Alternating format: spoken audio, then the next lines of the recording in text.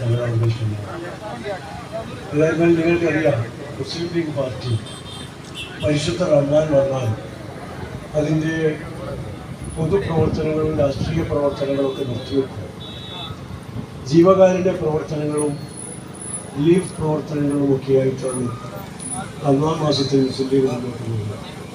പക്ഷേ ഈ റമദാനിൽ ഈ തറാവി നമസ്കാരത്തിൽ കഴിഞ്ഞ രാത്രിയിൽ ഇത്തരമൊരു പരിപാടി സംഘടിപ്പിച്ചത് അതിൻ്റെ പ്രാധാന്യം മനസ്സിലാക്കിക്കൊണ്ട് തന്നെയാണ്.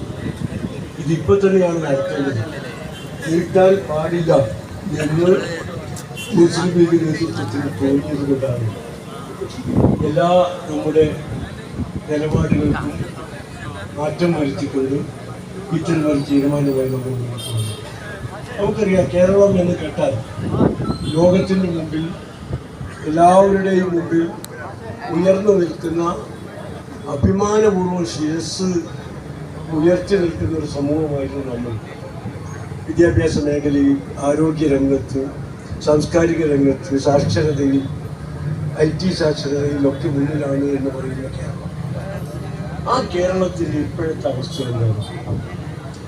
കഴിഞ്ഞ 10 കൊല്ലമായി തുടർച്ചയായി കേരളത്തിലുണ്ടായിക്കൊണ്ടിരുന്ന ഒരു ഭരണത്തിൻ്റെ പ്രതിഫലനമാണത്. നമ്മൾ ബംഗാളിനെ കുറിച്ച് പറയാറുണ്ട്. 33 കൊല്ലം തുടർച്ചയായി ഭരിച്ചത് കൊണ്ടാണ് കേരളത്തിൽ ഇന്ന് തൊഴിലിന് നമുക്ക് ആളെ കിട്ടുന്നത്. അതുപോലെ